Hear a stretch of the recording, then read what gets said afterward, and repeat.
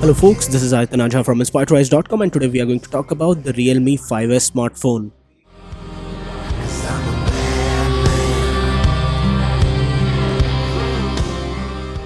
So guys, let's first start with the unboxing for the RealMe 5S. This is the official box for the RealMe 5S smartphone. Inside you get the documentation, warranty card, quick access guide for the smartphone, and you get a very nice black TPU cover. Inside you get the smartphone which comes with a very nice red color and a diamond cut style of design. And if you look carefully, the smartphone also packs in a 10-watt charger, which is not really that fast to charge this battery, which is so huge, 5000 mAh battery. And you also get a micro USB cable on the inside. Talking about the build and design, it comes with a polycarbonate body, and on the right hand side you get the power button for this one. On the left hand side you get the volume rocker for this one. It comes with a dedicated micro SD card slot, and there's a fingerprint sensor at the back for this smartphone, along with a quad camera module at the back. And it comes with a HD plus display, not a full HD plus display. The chin is slightly huge and there is a water drop notch on the smartphone. The display is protected by Corning Gorilla Glass 3 Plus, and if I talk about the internal specifications, it comes with a Qualcomm Snapdragon 665 chipset, and it comes with 64GB of internal storage, 4GB of RAM.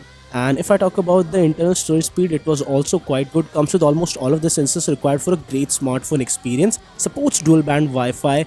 Gcam support is up to level 3 for cam to API support, and wideband L1 is not supported on the smartphone at all for now. And if I talk about few other things, it comes with around 300 megabyte per second read-write speed, which is not really the best in class, but still okay for your normal day-to-day usage. The 665 scores around 1,70,000 on the Antutu benchmark, which is a decent score. And if I talk about the gaming performance for this smartphone, you can easily play a lot of games on this one on medium to high settings. Medium settings because of the fact that it's a 720p HD plus display and not really a really hardcore display. You can play a game like PUBG on this one on low settings, which means that smooth and high frame rate options are available, and if you use something like GFX tool, you would be able to play this game on 60 FPS settings, and that's also good enough. If I talk about the heating performance, it was heating up to 37 degrees on the back for the smartphone. The colorOS experience is similar as before, and there are some bloatware apps which can be removed. If I talk about the camera for the smartphone, it comes with a 48MP f1.8 camera, 8 megapixel ultra wide sensor, a 2 megapixel dedicated macro sensor, and another 2 megapixel depth sensor. Comes with up to 4K 30 FPS video recording. The issues with the camera are same as before,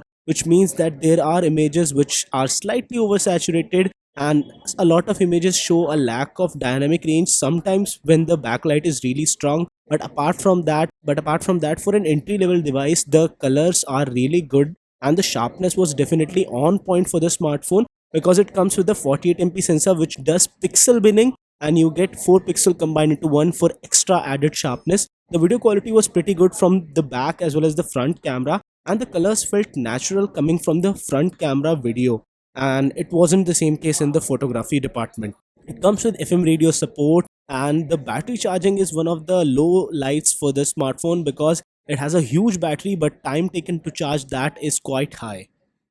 There is no word on whether the smartphone would receive the ColorOS 7 update or not, and that puts it in slightly dubious category according to me, because it competes against the likes of Vivo U10, the Redmi Note 8, and all of those smartphones have a lot packed in, and this smartphone is a minor upgrade compared to the RealMe 5. So guys, if you are out there looking for a smartphone like this, you should go for this only in the case if you need a huge battery, which is also provided by its competitors. So guys, this was it for this video. In case you like this one, don't forget to smash the thumbs up button and do subscribe to Inspired to Rise for more awesome tech videos like this one. And guys, no matter what you do, stay inspired to rise.